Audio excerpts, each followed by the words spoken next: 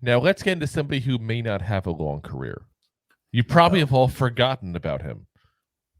And yes, he does exist. The mythological being known as Aaron Robinson. Oh yes, Aaron Robinson.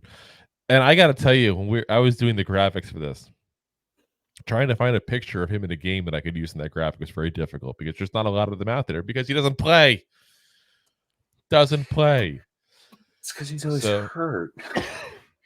So 25 years old, 6'1", 193 pounds, third pick in 21 out of UCF.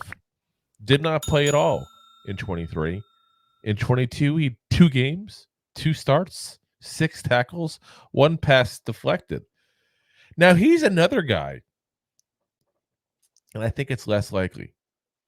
He's another guy that could potentially be a dark horse candidate to somehow take over that CB2 spot because they tried in 22 to make him the starter. And let's be honest, force-fed him the starting job because he looked like pure cow manure in the preseason. Well, yeah, I was about to say preseason. You're right. I remember like us ranting about him nonstop in the 22 preseason when we first started the show, because he just looked so bad. Like backups were beating the crap out of him, like it was that bad.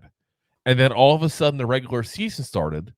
Like I said, he was only in 2 games, but he didn't look bad in those 2 games. He actually held his own.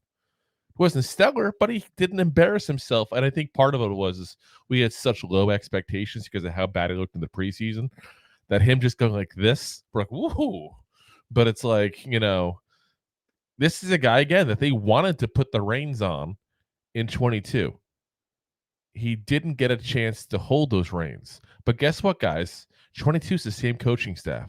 That's the first Dable year. So it's not like this was Joe Judge trying to force this on him or anything like that. No, this was Dable. This was Dable and his people going, you know what? Aaron Robinson deserves a shot to start outside.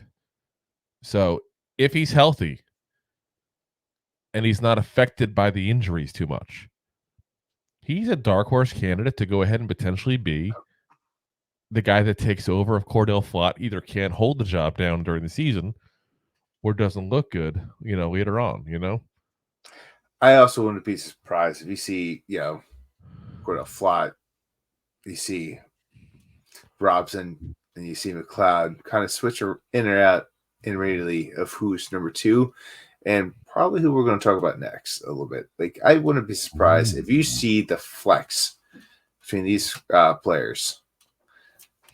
Not the McLeod stuff. McLeod. The Russo. We're still doing it. We're not even talking about Nick McLeod. I know. People that watch just the Aaron Robinson part of the video on YouTube are like, wait, McLeod, what's going on? Watch the Nick McLeod part. We went a little Highlander crazy. It's okay. But whoopsie. Like I said, to me, Aaron Robinson is this guy that nothing that happens with him this season could shock me. He could take over the CB2 spot. It wouldn't shock me. I would say it'd be a little surprising, but not shocking, Yeah, a little flabbergasted. Yeah. Gotcha. Like, he could never play in an NFL game again, and I wouldn't be shocked. Like, there's like such a wide range of possibilities for him this season. I'm kind of curious to see where the story goes. That's very fair. Yeah. I said, I try to keep it real. So. Thanks for listening to Two Giant Goofballs, a New York Giants podcast. We appreciate your support. Thanks so much.